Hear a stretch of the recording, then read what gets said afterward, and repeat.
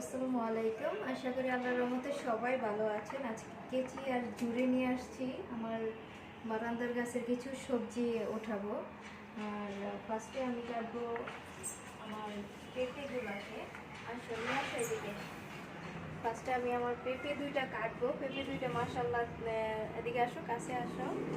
এ হচ্ছে আমার বারান্দার পেঁপে গাছটা। এখানে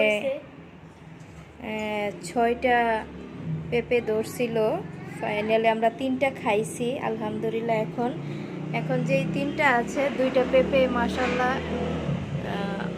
ভালোই বড় হয়েছে।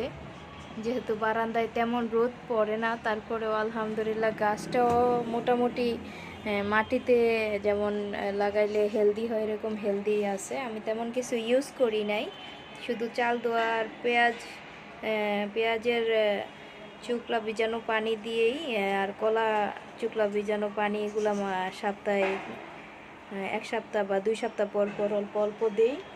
তারপরে আজকে ফাইনালি এই পেঁপে দুইটাও কাটবো। যেহেতু শীতের দিন চলে আসছে, আজকে সারাদিন কোনো রোদ নাই, তেমন রোদ পড়ে না। তাহলে কেটে কাগজ দিয়ে মোড়াইয়া রাখবো। মোড়ায় রাখার পরে পেকে যাবে ইনশাল্লাহ। তারপরে আমি আমার ছোট ছেলে দোনো ছেলেকেই খাওয়াবো। যেহেতু নিজের হাতে লাগানো, অবিশ্বাস্য ব্যাপার হচ্ছে এটাই যে আমি ভাবি না যে পেঁপে গাছটা আসলে হবে, আবার পেঁপেও ধরবে। আলহামদুলিল্লাহ, সবই আল্লাহর ইচ্ছা।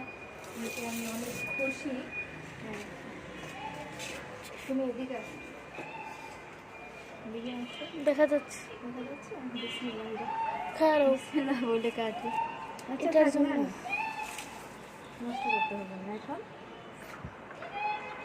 দেখতে পাচ্ছ? হ্যাঁ বিসমিল্লাহ বলে এখন আমি পেঁপেটা কাটবো। বিসমিল্লাহির রহমানির রহিম। আলহামদুলিল্লাহ আগেরটা থেকে মাশাআল্লাহ ডাবল পেঁপে। কেজির সাইজের পুরা। ওকে, আলহামদুলিল্লাহ। ধরে পুরো আমার হাতের চেয়ে অনেক বড় মাশাআল্লাহ। এখন কি যে এটা কাটবা? হ্যাঁ হ্যাঁ, এটাও কাটবো। বিসমিল্লাহ বলে কেটে নিয়ে বলতে এটা ভেঙেই গেছে, কাটতে হবে না। এটা ওইটা থেকে একটু ছোট, তারপরেও তাও আলহামদুলিল্লাহ অনেক বড় মাশাআল্লাহ। আলহামদুলিল্লাহ। আগেরগুলা এইগুলার অর্ধেক ছিল, এই দুইটা বড় হয়েছে, তো এটা থাকবে।